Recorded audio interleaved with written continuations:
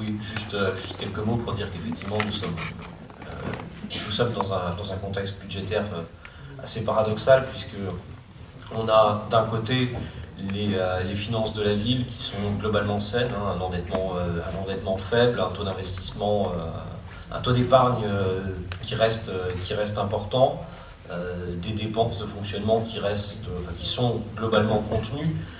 Et le tout dans un contexte où finalement les contraintes nous sont imposées de l'extérieur, nous sont imposées essentiellement par la baisse des dotations de l'État, qui s'applique à toutes les collectivités locales, donc qui s'applique à nous lourdement, qui s'applique encore plus lourdement sur les départements, qui se retrouvent pour certains dans des situations financières très délicates, et qui mettent en danger certaines des prestations sociales à destination des personnes les plus fragiles.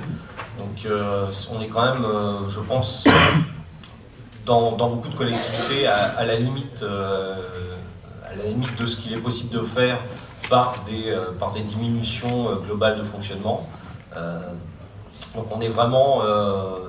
et en parallèle, Patrick Appéré le rappelait, l'État qui dispense ses moyens continue à donner de manière, ma foi, assez large des dégrèvements fiscaux, à accorder des baisses de cotisations sociales qui plombent les comptes sociaux. Tout ça dans des dispositifs qui souvent remontent à des années, voire des décennies, qui n'ont jamais été réévalués, qui n'ont jamais été évalués.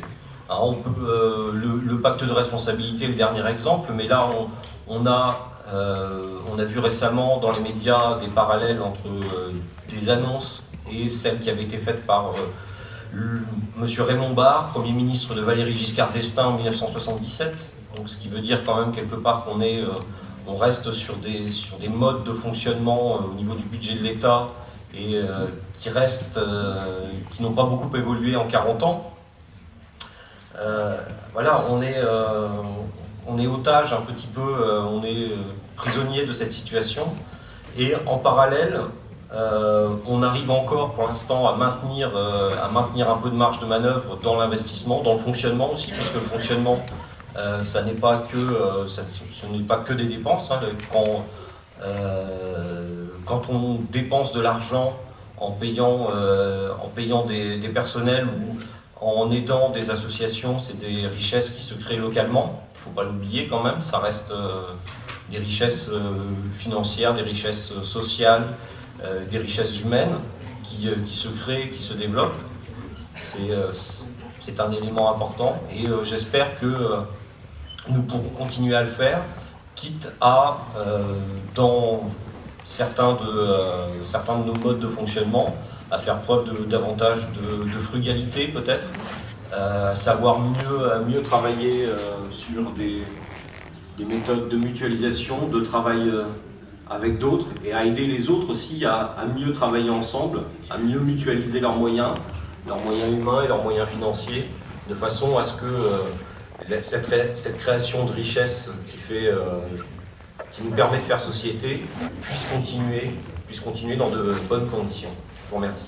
Merci. Marie-Claude Soir. Pour ajouter une petite proposition à ce que vient de dire Ronan, et je dirais aussi que nous nous retrouvons dans un certain nombre de choses que Patrick Appéré a énoncées. Nous allons suivre pour le groupe Europe Écologie Les Verts, les écologistes vont suivre de près l'action que mène un de nos collègues, Julien Bayou, un conseiller régional, sur la ristourne d'impôts qu'a accordé il y a aussi là quelques années et qui continue à leur être accordée. Peut-être les affaires judiciaires changeront-elles la donne. Les 2,5 milliards de ristournes d'impôts qui ont été accordés par le Trésor public à Bercy à la Société Générale. Donc on dit aujourd'hui, on a eu du moins sur les DGF, on aura peut-être, quelqu'un l'a dit, en 2017 encore moins, on ne sait pas. Eh bien l'argent, on sait où il est. Et moi j'aimerais bien, et c'est l'action que mène Julien Bayou, conseiller régional de Europe Écologie Les Verts, que nous allons suivre de près. Je vous invite toutes et tous à suivre de près et à soutenir. pour qu'effectivement, on puisse... C'est un exemple, hein, cette affaire de Société Générale. Il y a pas mal d'argent à aller chercher comme ça dans différentes grandes entreprises qui font l'honneur de la France, qui feraient bien l'honneur de la France s'ils payaient leurs impôts sur le territoire.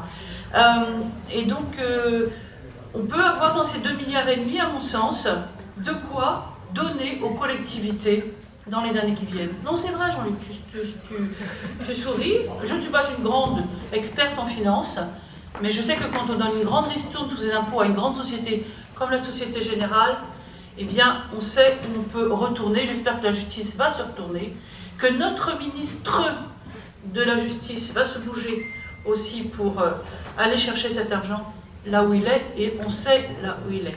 Merci.